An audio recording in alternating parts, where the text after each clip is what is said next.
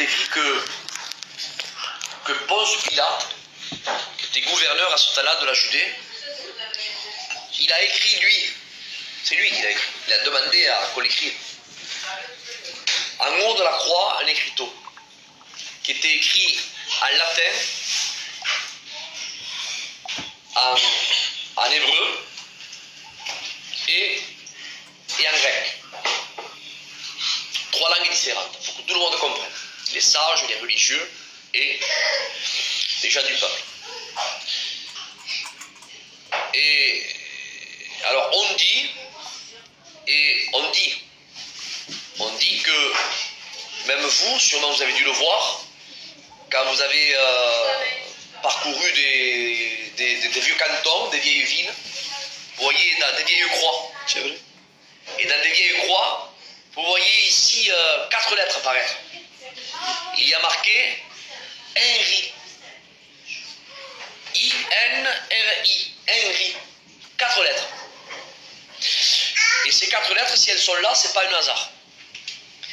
C'est parce que, soi-disant, selon bien sûr, les sages, bien sûr, ils ont dit que quand Ponce Pilate a écrit l'écriteau qui était au-dessus de la tête de Jésus sur la croix, il avait marqué en 3 langues, en grec, en latin et en hébreu, cette phrase: Jésus de Nazareth, roi des Juifs.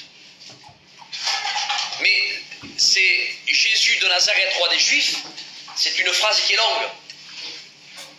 Alors, à l'écrire en 3 langues, il fallait un écriteau assez important. Alors, les chercheurs et les sages ont dit que pour faire au plus court, Ponce Pilate a pris les initiales, c'est-à-dire la première lettre de Jésus, la première lettre de Nazareth, la première lettre de roi et la première lettre des Juifs. 4 lettres. Alors il y avait 4 lettres en latin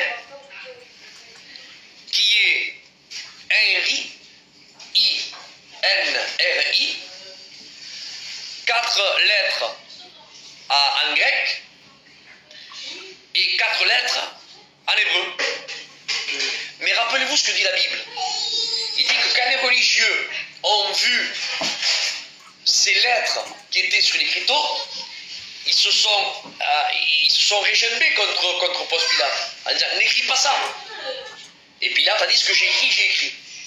Alors les chercheurs ont dit que c'est normal qu'ils se sont régimbés parce que quand il a pris les 4 lettres formant les initiales de Jésus de Nazareth, roi des Juifs, en latin, ça donnait le mot Henri. En grec, ça donnait le mot Endi. Mais en hébreu, ça a donné le nom imprononçable de Dieu, Yahvé. C'est pour cela que les Juifs se sont régimbés en disant: enlève ceci.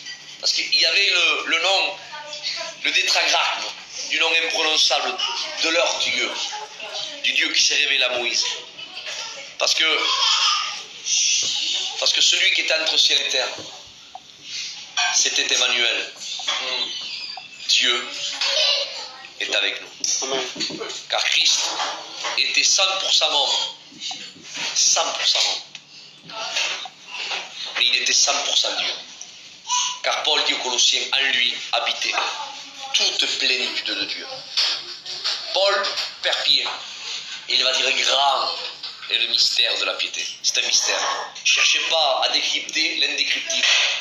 C'est un mystère. Mais quel mystère, Paul? C'est quoi le mystère? Je dis: Jésus-Christ, homme. 100% Dieu, 100% homme. Celui qui était crucifié, c'était l'homme. Mais en lui, amen, il y avait ce nom et la plénitude de Dieu. Il était 100% Dieu. Amen. Que Dieu soit béni. Gloire à Dieu. Que Dieu soit béni.